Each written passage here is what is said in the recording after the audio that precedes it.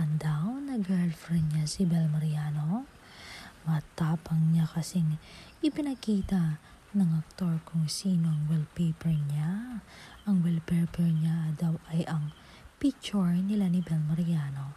Di alam na natin, Don Bel fans, na hindi tayo nagdidululu. Sila talaga in real life.